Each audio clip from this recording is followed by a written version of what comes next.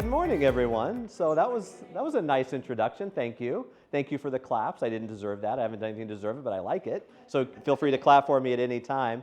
So I'm coming to you from the beautiful state of Arizona. I got on a plane yesterday. I'm just happy to be anywhere where it's not 115 degrees. So a little humid for my take, but that's okay. I'd rather be here than there right now. Looking forward to a great day, or a great 2 days actually. 3 reasons these next 2 days are going to be amazing for you. Reason number 1, we're going to talk about strategies, techniques, methods that actually work with real kids.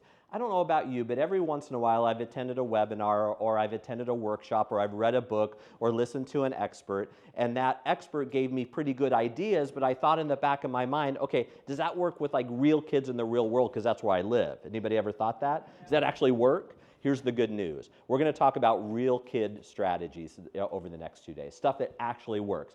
I'll give you a little bit of the background, the research, the evidence behind it, but the most of our 2 days are just strategies. If you're like me, you love strategies. I define a strategy as something I can do with kids. Show me what I can do with kids. I'll give you a little bit of the background, but a ton of the strategies. That's really going to be our focus. That's reason number 1.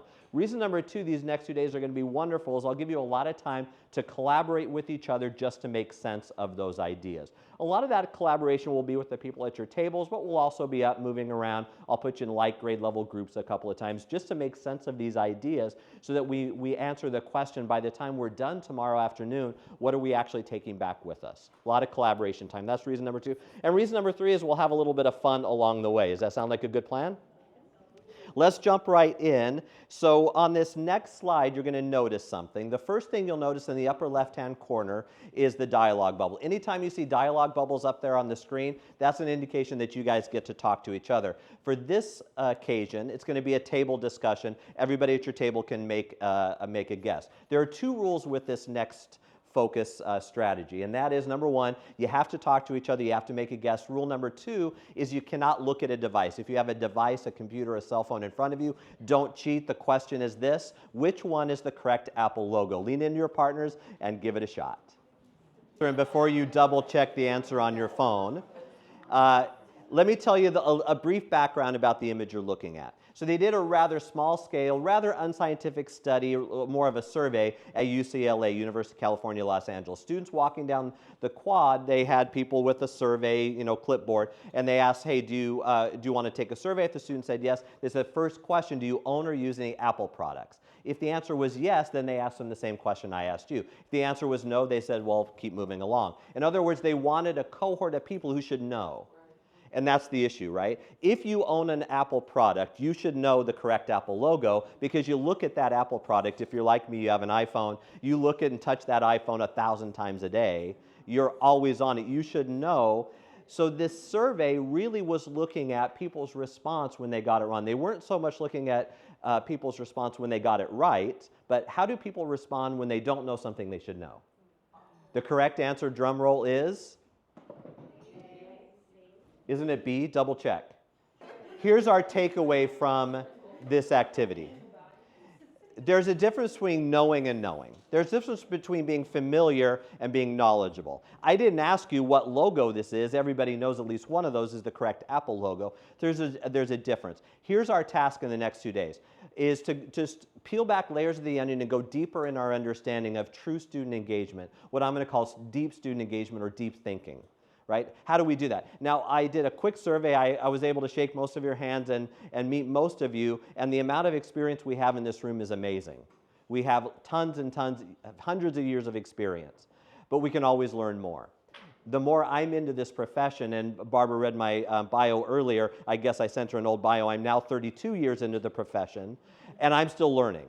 So that's our job, is just peel back layers of the onion and go from being familiar. Because if you've spent more than 5 minutes in a classroom with a kid, you already know levels of engagement. You know some things work, some things don't work. You know some things are good at just getting kids to do tasks. Other things are better at getting kids to actually deeply engage. You already know. Our job is to go much deeper and give lots of strategies, more tools in your toolbox. I first got interested in this topic of student engagement during my first year as an elementary school principal. This is many, many years ago. I had the opportunity to serve as an elementary school principal. So here's the scenario, play along. If any of you have been in leadership positions, you know exactly what I'm dealing with. I'm in my office one day, and my secretary said, Chad's here. I said, well, it's about time. Chad was a third grader at the time. Let me describe Chad. Well, first, if an administrator or principal or leader or dean or assistant principal ever describes a student who's a regular customer, do you know what kind of kid we're talking about? Okay, so Chad was a regular customer to my office. Now, most of Chad's behaviors weren't dangerous or mean or had ill intent. He was just so physical, just so active, he just could not control himself. And so he was sent to my office. I don't know what he did that day to be sent to my office, probably more annoying than dangerous. But sometimes those teachers in third grade just needed a break from Chad. So I took him. And he's sitting next to me in my office, and I'm thinking, I don't know what to do with Chad. I've tried all the tools in my toolbox, in my behavioral modification toolbox, I've tried them all. Taken away privileges, tried to give privileges, called home, conferences, counseling, all that kind of stuff. So he's sitting next to my office, and he starts to kind of hyperventilate. He knows he's in trouble. When you get sent to the principal's office, there's consequences, right? And so out of starting to tear up, he blurted out 2 words that changed the course of my career, literally changed the course of my career. He said, "School's boring." Now, in all honesty, he probably would have said anything to get himself out of trouble. But I think there was a moment of vulnerability and truth when he just said, "School's boring." So I had to center myself for a minute and say, okay, how do I respond to this? Because I didn't want to think my school was boring. That's not what I wanted to think about my school. So this is what I did. I turned to him and I said, "You're right." His eyes got real big. He looked at me like, did I just win? Did the principal just totally admit school's a waste of time? And so I didn't agree from the perspective that I also thought learning in school was boring, but there was something about his experience. So that very next day, or that evening, I went home, I couldn't get it out of my mind. And I had to know, how many other Chads do I have at my school? So the very next day, I started doing lots and lots of discussions with my staff. And I asked them, what's fun, or what's interesting, what's valuable, what's engaging for our kids? What are you doing today that's really engaging? I started asking teachers. I started doing a little bit of the academic research. Ultimately ended up writing 2 books, both called Battling Boredom, Part 1 and Part 2, where I started putting these ideas together, many of which I'm going to show you today. And here's the good news. I didn't find a ton of Chads in my school that were overtly saying school stinks, but a lot of them that were just biding their time. They were just good, compliant kids who were just doing what they're supposed to do so they could wait till real life happens out at 3 o'clock. And that saddened me. So I started looking at the research. Again, I'll share some of that with you. Started collecting strategies. I'll share some of those along the way with you as well. Let's now refocus on our purpose together. If we take our focus or our topic and put it into a big question, really what we want to look at is what are the elements that research or evidence says are likely to get our students to deeply engage in something. Whether you call it deep thinking or deep engagement, at this point it doesn't really matter. But what are the techniques or strategies that are likely to get our kids there? Because most of us, I would say, especially if you've been in the career for a while, you're probably pretty good at getting kids to do stuff, getting them to be compliant, but we know compliance and engagement aren't the same things. So really our job is to ask the question, what are the things that are most likely to be effective at getting our students to kind of deeply grapple with difficult concepts, or what may be simple concepts in a deeper way? So that's the big question that we're going to tackle. Along the way, I mentioned we're going to talk tons and tons and tons of strategies. Here's how I've tried to indicate what strategies are coming up, is I've used that little button. Anytime you see that red circle with strategy in it, I'll define a strategy as something we can use with kids. So far, we've already done a couple of them. I told you a story. I told you the Chad story. Turns out stories are wonderful ways to engage and pull kids in, to get them to think about something. Doesn't matter if you're a pre-K teacher or a high school chemistry teacher, stories matter across the spectrum. I teach college students and I teach graduate students now as well, and I incorporate tons of stories because stories, it turns out, are easier to remember than facts. When something's in a story format, we tend to connect to it, emotionally connect to it, and it tends to be a little easier to remember. Now, I'm not saying we have to artificially turn into storytellers. Some of us are natural storytellers. This comes pretty easy. Some of us struggle with it. But just ask yourself, how can I use a story occasionally to pull my kids in? Stories have a way of really pulling people in. And then another strategy that works fairly well, just to get kids to focus, it's not so much a deep learning strategy as a focus strategy, is the use of icons. This is an icon, and the dialogue bubbles, again, are icons that work pretty well. So let's jump in and figure out where we get to go from here. Let's first give a quick overview why we call this deep thinking, to find critical thinking as it opposes to deep thinking, because there's a difference. So briefly, what we're going to do is differentiate between what we call critical thinking and deep thinking, because they're not quite the same thing. Now, we need both of them. I'm not dissing critical thinking and trying to establish that it's a bad thing, but most of you already have a pretty good repertoire of strategies for critical thinking. But it's different than what we call deep thinking. Critical thinking is important. Deep thinking is just as important, but we often don't think of it that way. So let's talk deep thinking. First, just on your own, read a dictionary definition of deep thinking. A couple of key words I'll highlight here for you is when we deeply think about something, obviously we go beyond the literal, but it's about depth, and most importantly, it's about personal connection. In fact, here's how we might look at it. If we just take this idea of thinking and putting it into an iceberg analogy, literal thinking is just right at the top. Do you need literal thinking? Absolutely. Do we teach our kids to literally think about things? Absolutely. I'm not dissing and I'm not saying it's unimportant. But then we also teach our kids to critically think, and that includes the words that you see like questioning and analyzing and critiquing. Think Bloom's right there, right? That's pretty darn important stuff. But the only reason you critically think about something is so that you make a decision. Now, you can literally think about something and not make a decision. You can just literally know a fact and not make any decision about it. But the reason, if you never thought about this before, the reason you critically think is so that you can come to a conclusion and make a decision, which is different than deeper thinking, which is where you change your mind. Partially comes along with changing your heart along the way as well. Let me give you an example to differentiate these ideas. At the literal level, you're allowed to vote in federal elections at what age? 18. That's just the fact, right? Now, we could have our high school students go through some critical thinking analysis and read things and look at historical evidence and talk about trends and talk about the importance of voting. We could question and analyze and critique and apply, and your kids, your high school seniors, for example, could come to the decision and actually mean it that, yes, voting is important. I can vote at 18, and then I critically think to come to the conclusion that, yes, I'm going to vote. It's important. But deeper meaning is where I say, not only is it important, it's important for me. Because everybody says voting's important, right? Especially in this election, but they say, especially in this election, in every election. This is the most important election of your lifetime. Every 4 years is the most important election of your lifetime. You get that, right?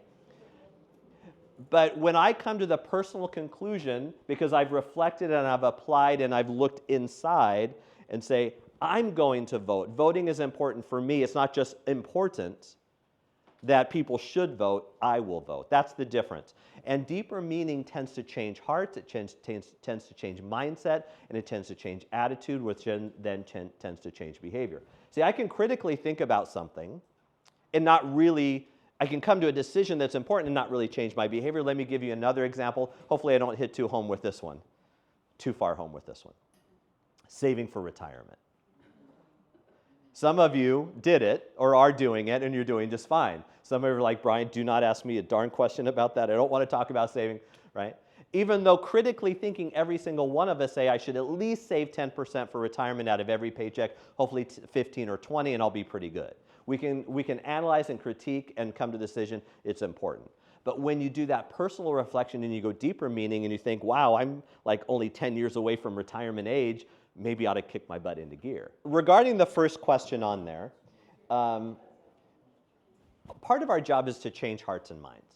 Part of our job is certainly to give information and have them master things like math facts. That's certainly part of our job. But part of our job is to help develop human beings who can then go into society and function and be a good member of society, right? And deeply thinking is about how do we get there. It's not just about convincing them that something is important, it's convincing them to actually change some aspect of their life, hopefully the future. The second question is pretty interesting. What I often hear is if a student is deeply engaged in something, they tend to ask questions. In fact, that's one of the things I look for, is if I'm teaching a lesson and my students aren't asking me any questions, I'm thinking, what do I need to do to kind of pull more out of them? Because I don't really ask questions I'm not deeply invested in. But if I'm deeply invested and I'm going, I tend to want to know more. I know a little and I want to know more. What we also notice is that when we're deeply engaged in something, time just tends to fly. And we tend to not say, okay, it's almost time to go to math now, or it's almost time to transition, the bell's about to ring. We tend to be in it, and we tend to not worry about time. And one last one, this is not an exhaustive list, but a pretty good place to start, that we see when students are deeply engaged in something, they then start to share what they're learning. And so if students are turning around sharing, this is what I'm learning, because there tends to be a little bit of excitement about it, that tends to be a pretty good indicator that they're deeply in it, not just critical thinking. Once again, I don't want to make it sound like critical thinking is bad. Certainly it's not. But when we want to change hearts, minds, and actually influence behavior, then we want to go to deep thinking as well. So a couple of years ago, I crafted what I called just a model for creating or crafting deep learning experience, deep thinking experiences for kids. I'll pause for a moment so you can kind of grasp what that image is telling you. Now, I call these necessary elements. Now, first, I don't think this is a perfect model, but I think it's a pretty good place to start. Whoops, let me go back. I don't know why that advanced. But I think it's a pretty good place to start. In order to get our students to deeply think or deeply engage in something, we need to devote the time to it. Now, our discussion of time this morning will really be focused on the planning element of it, but we'll talk about time. We'll do a bit of a discussion on relevance, and that is, if it's not relevant to our kids, they're probably not going to think deeply about it. That's true of us as adults, though. It's not just kids we're picking on, right? If it's relevant to us, we tend to jump in and say, give me more. If it's irrelevant, we tend to say, is it time to go to lunch yet? Right? Relevance really is that key. Along the way, we'll talk lots and lots of strategies. We probably won't hit to the motivation piece, but I'll give you some ideas throughout our time together about the motivation aspect of it. Everything, of course, is built on relationships. Relationships don't really thrive unless there's some things in place: safety, feedback, procedures, and affection. We'll talk a little bit about those here coming up. So first, let's talk about relationships. Relationships are the foundation of everything. Without solid relationships, I'm probably preaching to the choir. But if you're not quite convinced, I'll share with you a little bit of the background, then I'll show you my 7 favorite relationship building strategies, some of which I think you're probably already using, some you might not have seen before. And if you're in any sort of an influence or leadership position, these are 7 of the easiest ways to get your colleagues to really invest in relationships. We'll do just a quick 10,000-foot overview of what relationships get us, but let me repeat one line in there. We establish relationships, bonds, connection, and rapport with kids, not just because we're nice people who like kids. Now, if you don't like kids, if you're not a nice person, none of this stuff's going to matter anyway. But we go beyond there, and I don't want to make it sound like I use relationships as manipulation, but I know that if I establish really solid bonds and rapport with people, then they tend to go where we want them to go. They tend to come along and play and tackle difficult things. If there's a sense of unease about the relationship, then they tend to hold back, and I want to show you some of my favorite relationship building strategies. You'll notice along the way I do quite a few of these little quick partner kind of quiz things. At this time it wasn't a partner, it was a whole group. But when something like this, it turns out this kind of informal assessment is a lousy grade. It's a lousy assessment. It never goes in the grade book. But what it's great at is engaging people in conversation. See, I could have done this. I could have taken the questions away from that, taken the dialogue bubble off, and just made them bullet points and told you and talked you through these points. I could have said, by the way, everybody, did you know that it's actually more important at high school than it is at elementary? Number 1 is actually false. It's higher at high school than it is. It's a 0.87 effect size versus a 0.72. I could have just told you that, but it turns out when you engage and make a guess, the brain's a bit of a prediction machine. So when you make a prediction, that's all I asked your brain to do, is lean in with your partners and guess. When your brain makes a prediction and then it gets pretty quick follow-up, pretty quick feedback, that's a wonderful tool for engagement. It's a lousy grade. It doesn't go in the grade book. It's not a very good assessment because I didn't really listen to you all, but it's a great way of pulling people in to start a discussion. Here are your answers. Number 1 is false. It's actually, now we know relationships matter at every level, But it turns out that at the high school level, it's a really interesting dynamic we have if you're a high school teacher, because starting at about middle school, for some kids starting closer to 5th grade, they tend to push the adults away and identify with their peer group. That's just natural. That's what we all do. You did it. We all did it, right? You tend to say, I need to find out who I am, and you huddle into a peer group. Whether that peer group are the skater kids or the goth kids or the athletes or the band kids, you find a group that you identify with. And you tend, this is our challenge as adults, especially as parents, is that during this time they tend to push us away a little bit, maybe rebel against our rules or our standards, but that's when they need us to be that solid, steady adult as much as any other time in their life, right? It's the same, it's kind of like they're saying, get away from me, give me a hug at the same time. It's like, what do I do, right? If you're in that world, you know it well. Number 2, students of color are more likely to experience chronic stress. And the issue of stress, not that we all deal with it, but students of color tend to have more stressors in their life, and the more stressors I have in my life, the bigger changes in my behavior, including school attendance, including attitude, including academic achievement. Number 3, Daniel Kahneman, interesting guy. He wrote lots and lots of books, including a famous one called Thinking Fast and Slow, all about critical thinking and the thinking processes in our brain. He says there are 4 things that matter to your essential happiness and satisfaction as an individual. You see the first 3. The 4th one is connections. He calls them connections. I call them relationships. Connections. It's all about people. And he points this out. A lot of people actually point this out. There's a study done a number of years ago where they asked people who worked in like Fortune 500 companies, big companies. Think like cubicle companies, lots and lots of employees. They asked the question, would you rather make more money or work with people you like? You can only have one. You know what people chose. I'd rather make more money and work with people I like, wouldn't we all? But if I had a choice, I'd rather work with people I enjoy and get along with if that was my only choice. Connections matter that much. Engagement is number 4, and academic achievement is number 5. Yay, you got it right. Give yourself 5 out of 5 if you got them all right, or 4 out of 5. 4 out of 5 is still a B, you're still passing.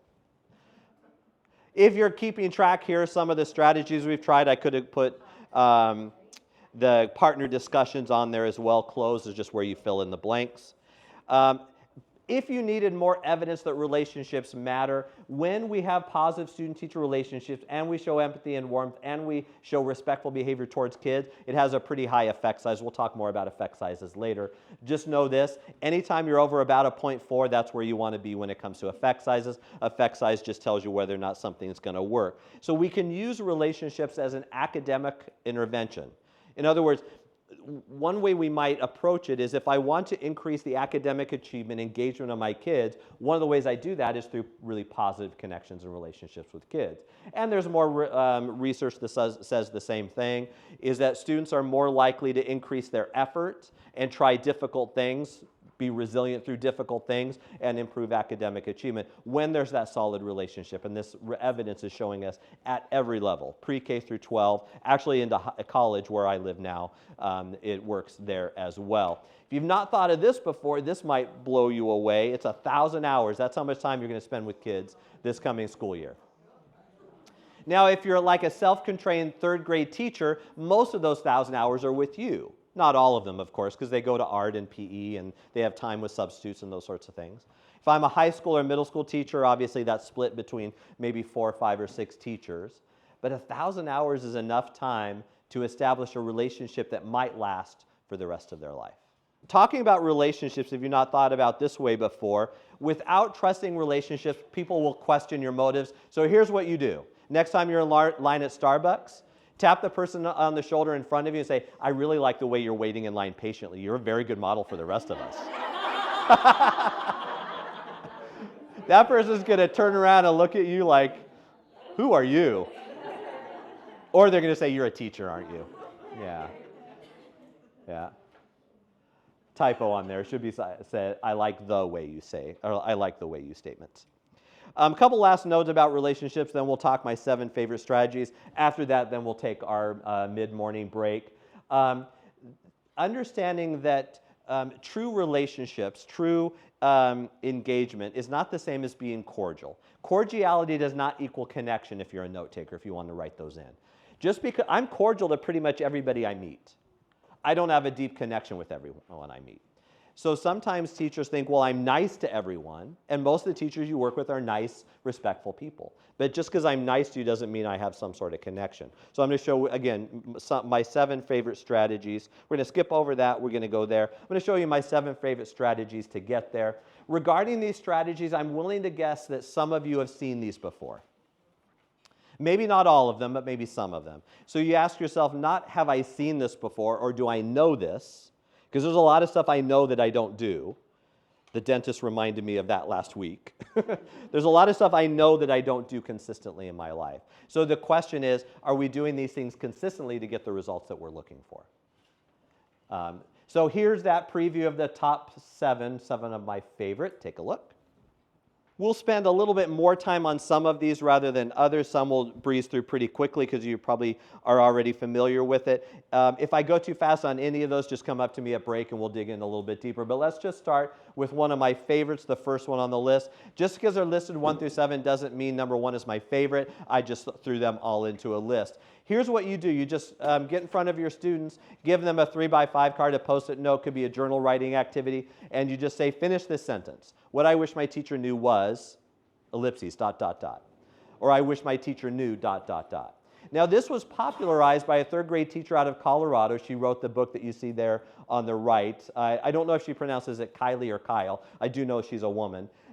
She was the first person, not who developed this strategy, the first person who was smart enough to put it on social media and get a name for it. But this all you do, you're trying to gather some information from your kids, and you say, what do you wish the teacher knew about you? Let me share some examples. So this student says, I wish my teacher knew I love animals, do anything for animals, and want to work for the MSPCA. See, relationships require some sort of connection point, and for this kid, that's your connection point.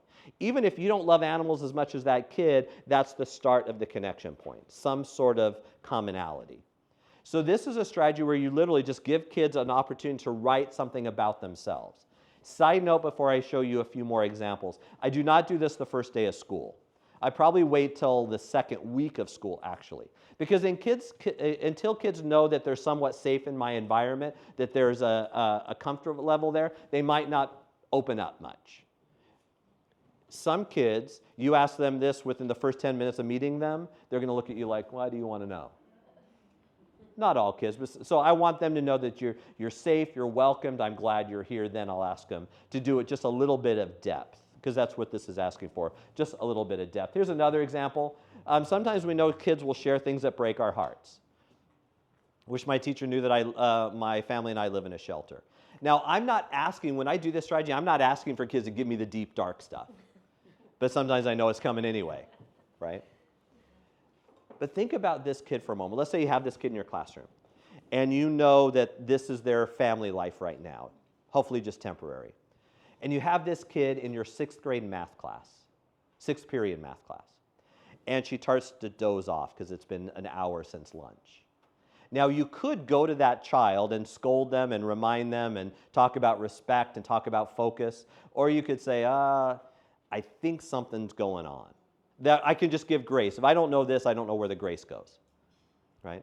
So sometimes I know they tell us stuff that hurt our heart a little bit. Here's another example. Wish Miss King knew that I worry because my mom is getting sick and was in the hospital last night. So let's take this as another example. Again, kids aren't always going to do this stuff, but we have to be ready for it. So let's say this is a young lady who in your classroom, cell phones are off limits. They're not allowed to have cell phones. If they're out, they get confiscated.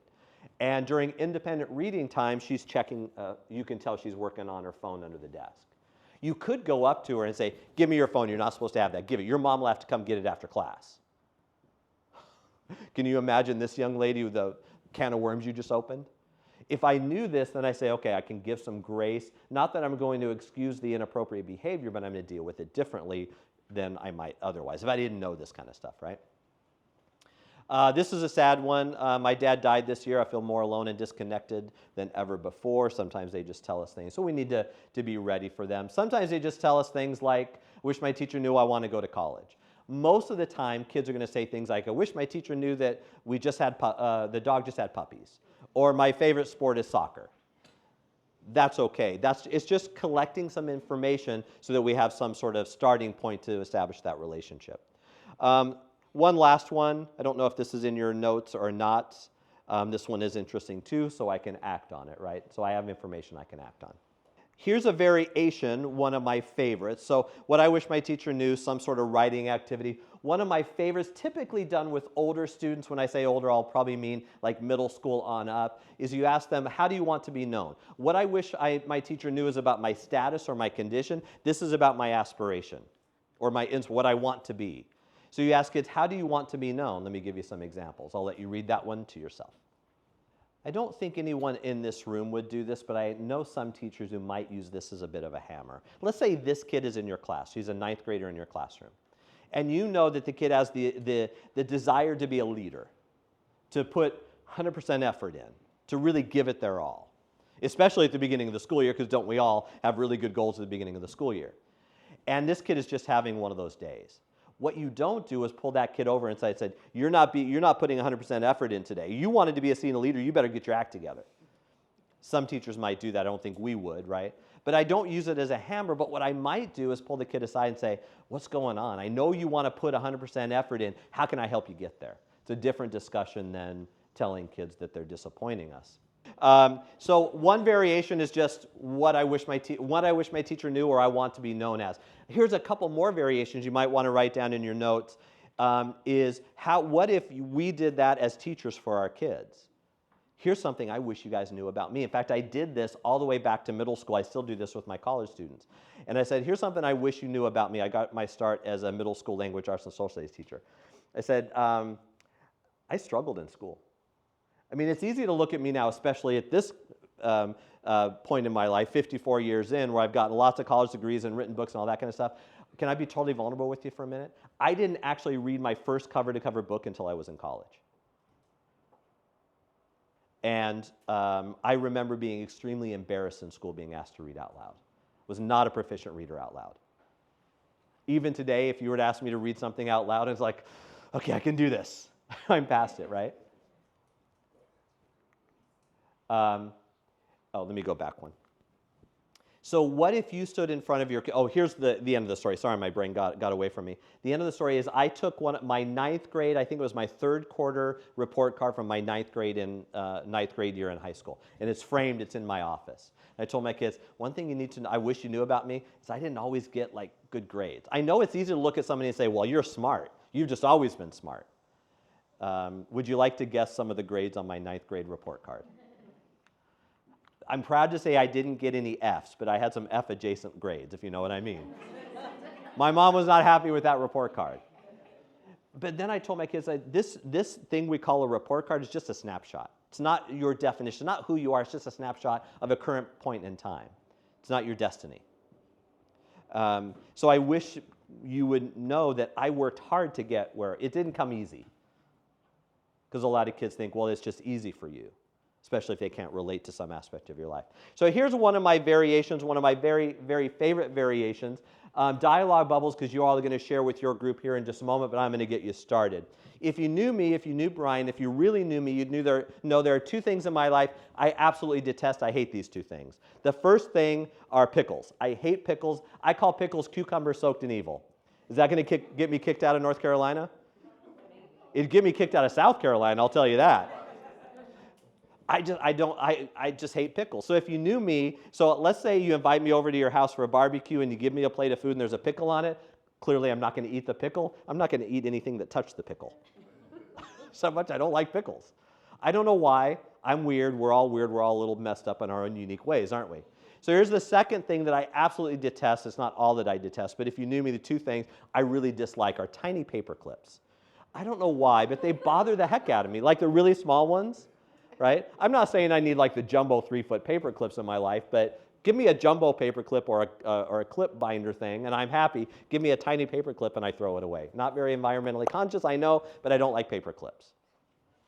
I don't know why. I'm just a little messed up, but aren't we all? Here's one more thing, and then I'll give you something to think about, and then I'm going to have you work with the people at your tables to complete that exact sentence. If you knew me, you know it's a 0, not an O. One last note about this strategy. I'm going to change the tone of our discussion for just a moment to show you how powerful something like this is. If you knew me, if you knew Bryan, you'd know I don't drink. But it's probably not for the reason you think. It has nothing to do with religious convictions or my faith. I don't drink alcohol because my father was an alcoholic and so was his dad. In fact, it killed both of them. So if I, again, were to come over to your family barbecue, the pickle's going away, but so is the beer.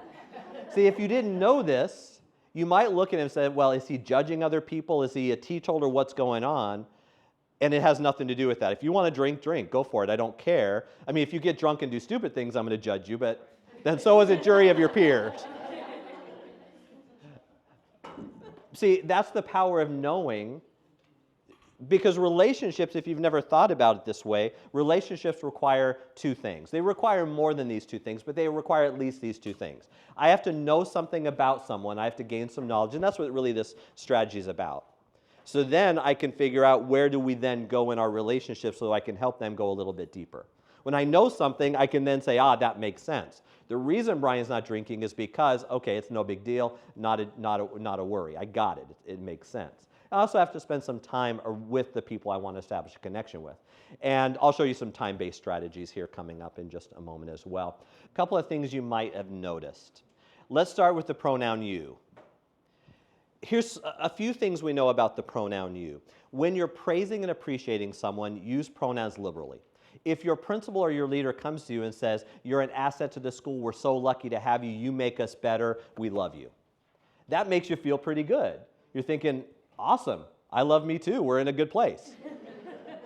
When you're praising and appreciating someone, pronouns are your friend. However, when you're having to redirect or guide someone into a better behavior or a different way of thinking, when we throw pronouns in there, it just starts to mess things up a little bit.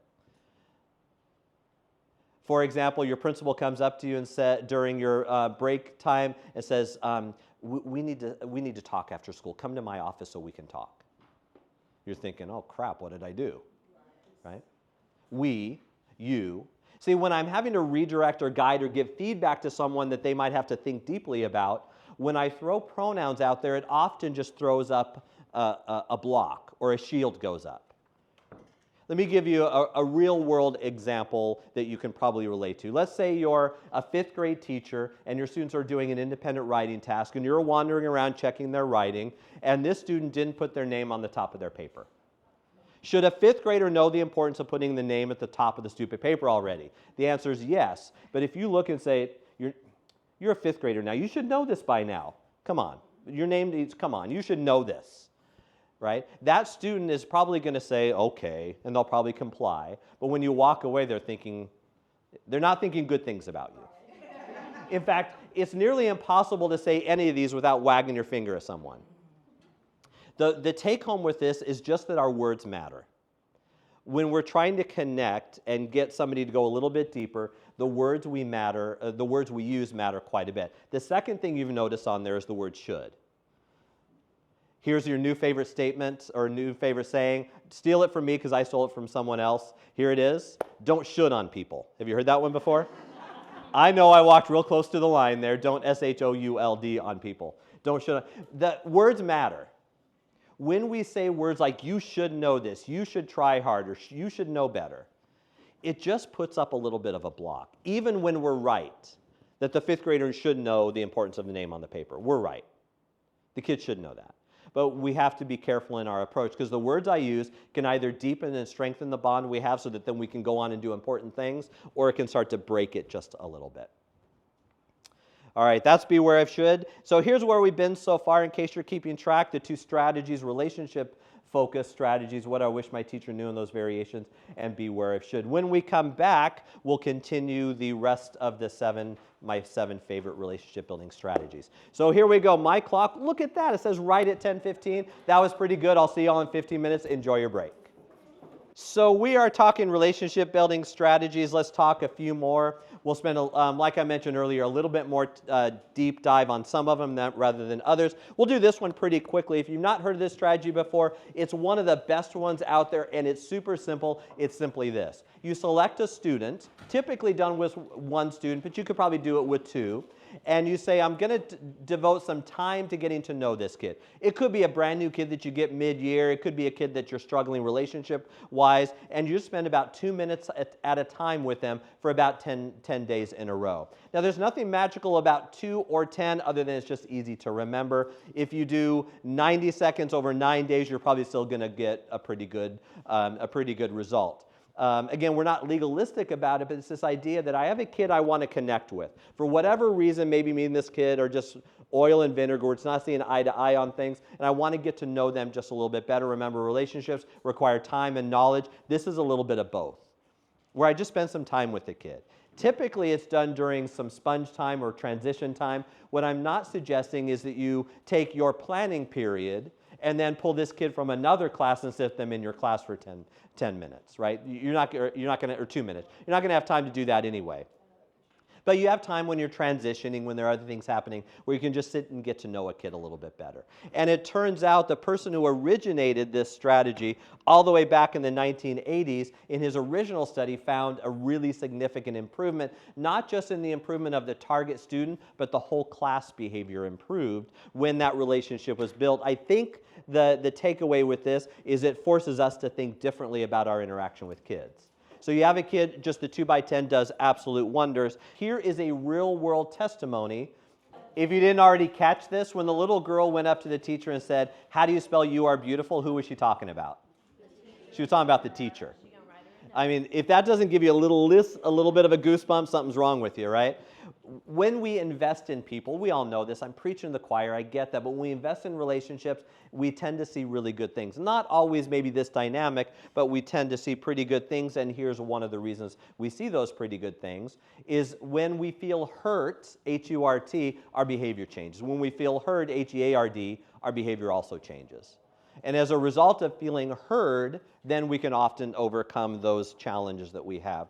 Sometimes teachers ask me, okay, well, what do we talk about? Most of the time, it's just things like, what's your favorite hobby? What sports do you like? It's just real basic stuff. Now, the Search Institute out of Minneapolis has created relationship building tools, and they put relationships into certain categories or certain elements. We start with just by expressing care. Hey, I'm glad to have you in class. I know you just moved here from Pennsylvania. What do you like best about living here, right? We just ask some basic things, but then you can go on to go into slightly deeper questions as well. I did adapt some of their information. I start with what we would call Sparks questions.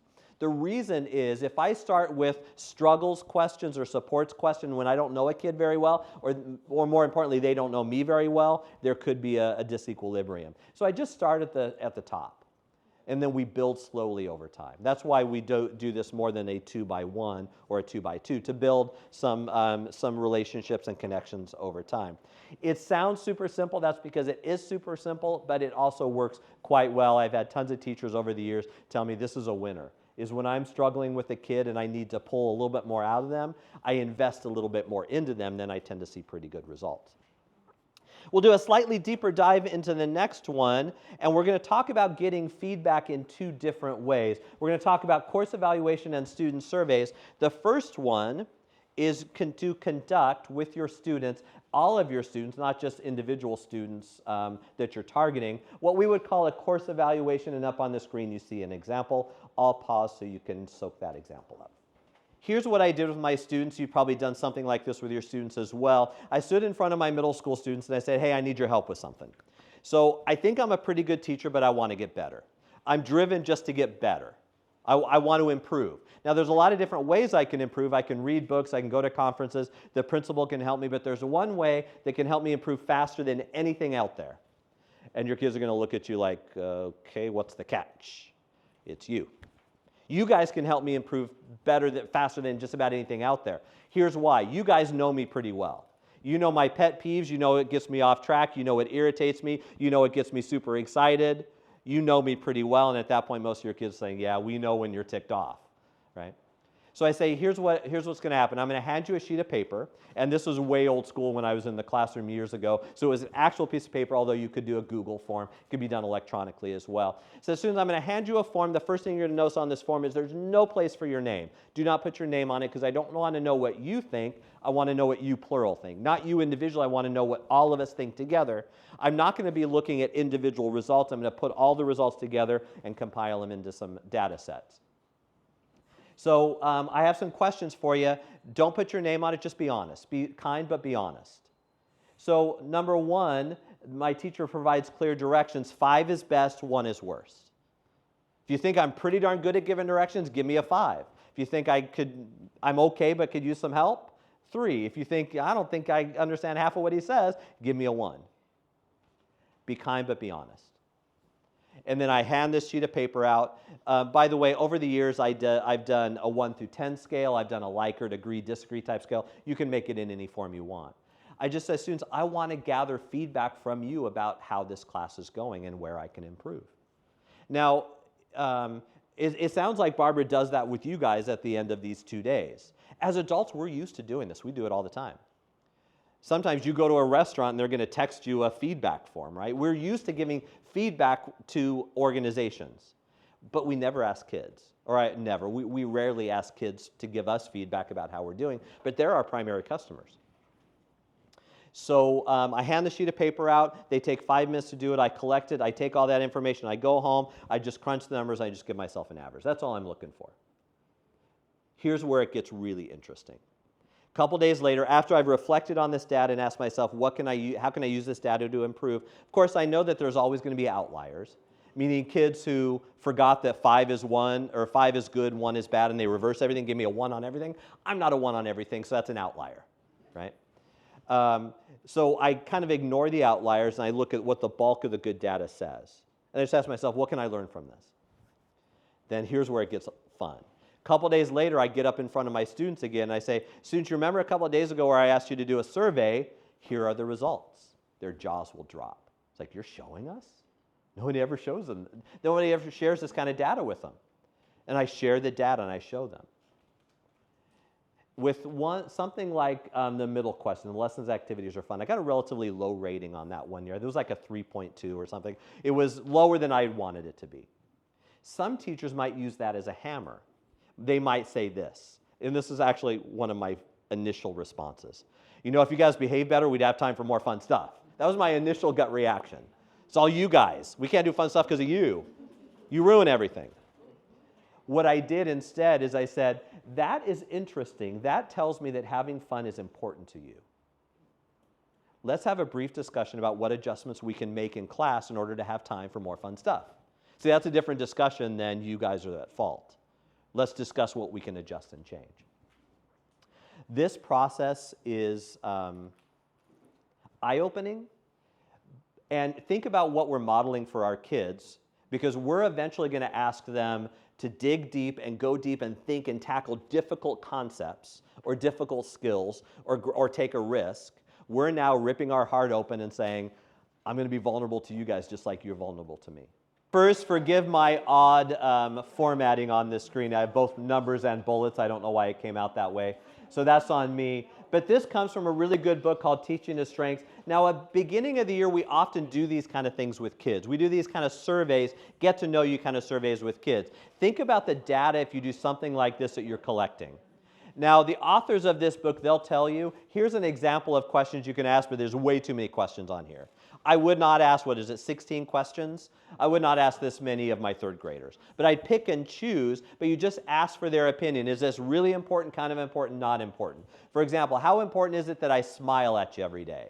Some kids are going to say that's really important. Some kids are going to say it's not important. But what we're trying to establish is that we're doing this thing together. It's not that I'm the emperor who has subjects and you do everything I tell you to do. It's we're a team. I'm leading the team. I'm the coach, but we're still a team. We need each other. So something like this is a really good tool. Many of us begin the school year by doing something like this. They're get to know you kind of activities the first, second, third day of school. I'm not suggesting stop these. I'm suggesting extend these, because look at the data we have now collected.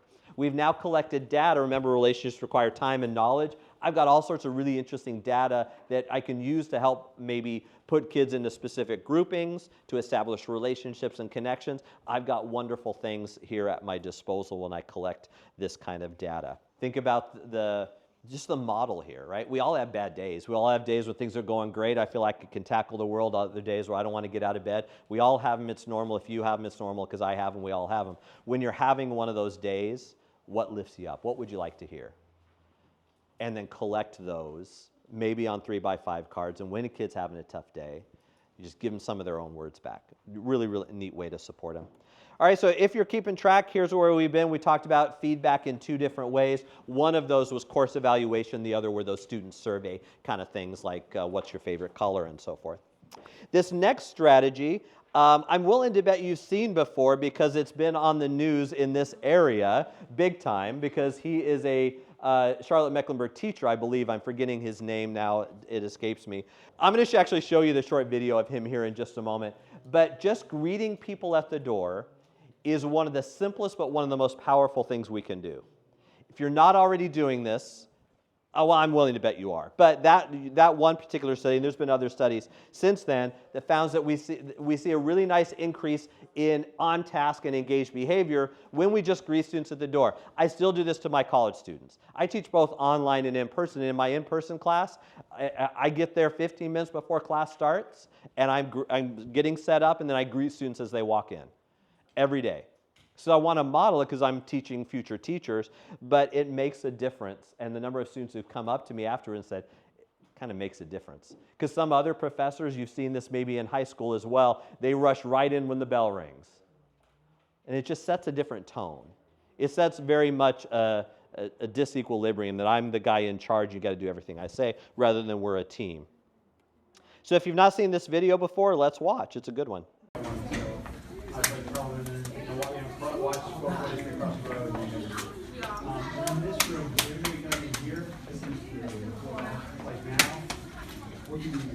I would say if I put the lights down right here, is this right to speak? Thank you. Thank you very much.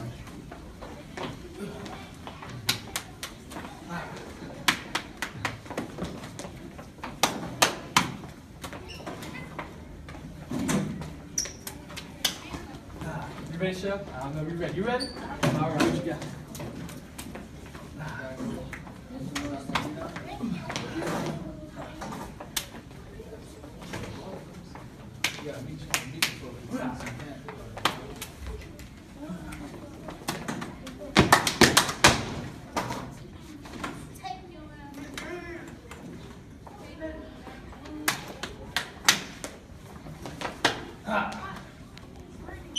So when I first saw that, I thought, if I try doing any of those things, I tear a ligament. I can't do, I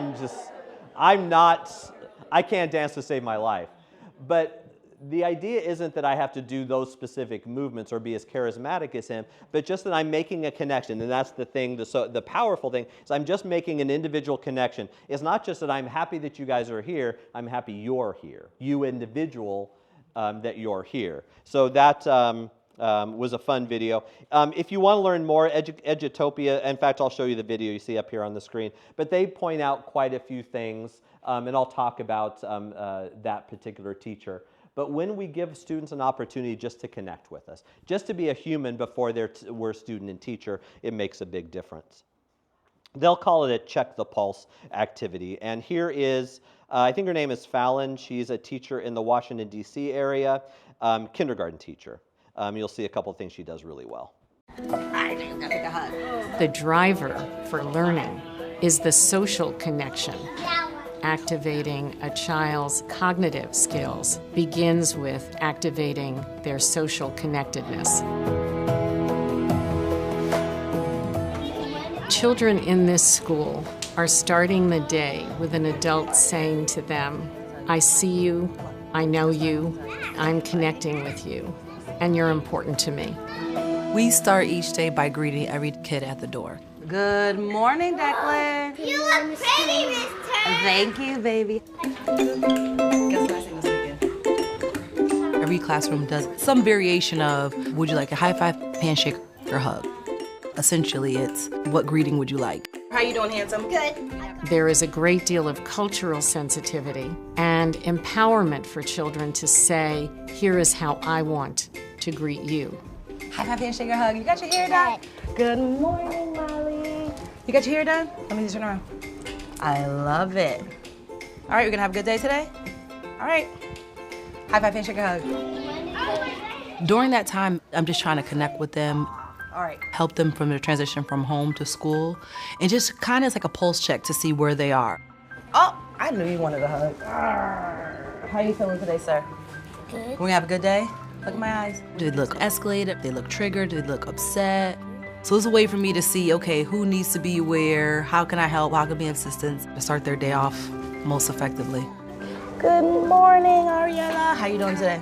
I'm being very intentional about my interactions with students, right? So it's not just I'm in the back of the room, hey, come in. No, I'm making a connection with them. I have eye contact with them. I'm checking in how they're doing. I'm checking to make sure they're okay. Good morning, friends. Good morning, friends. I think the impact is deep relationships. I get to know my students. I get to check in with them. I get to find out something about them. They get to find out something about me. We get to make a connection. And that starts with the greeting at the door. All right, come on in. So a child is walking in the door feeling cared for, empowered, and encouraged. And that teacher is focusing in on who that child is, and that's how the day starts.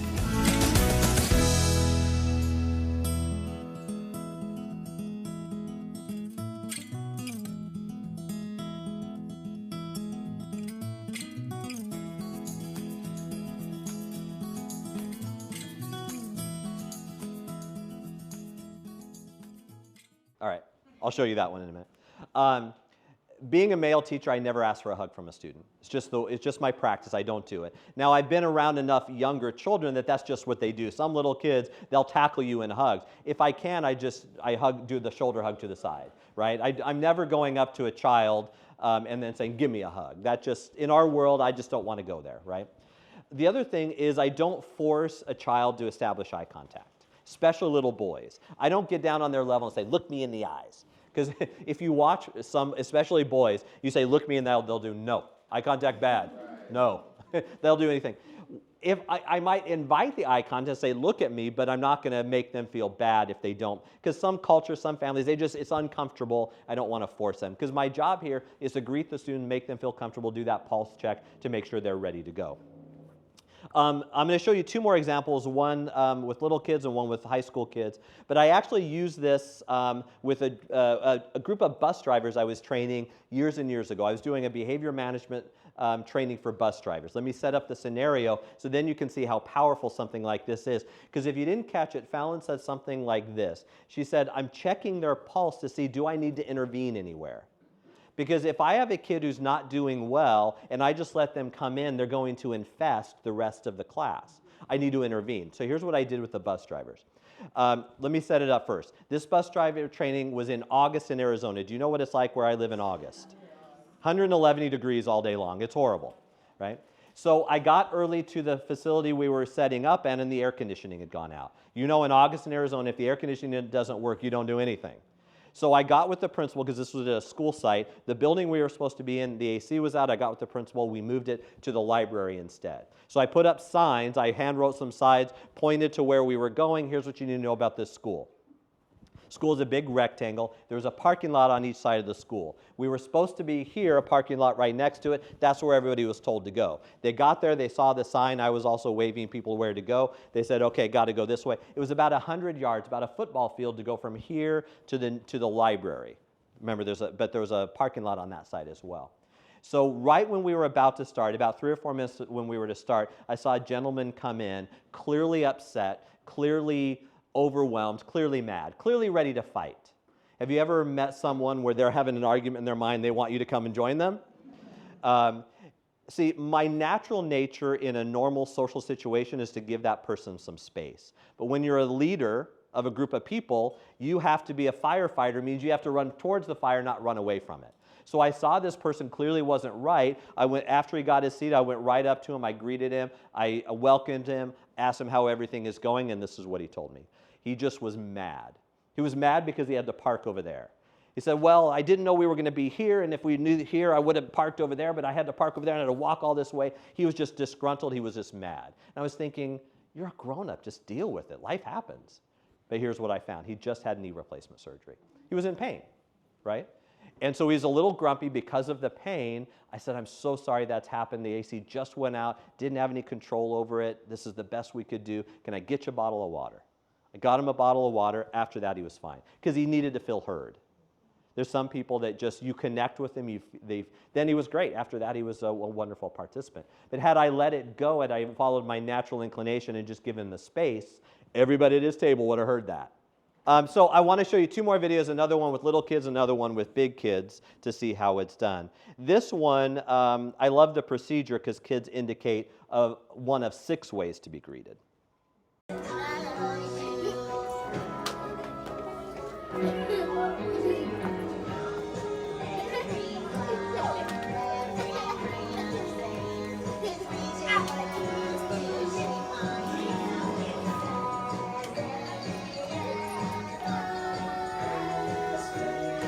Good morning, bud.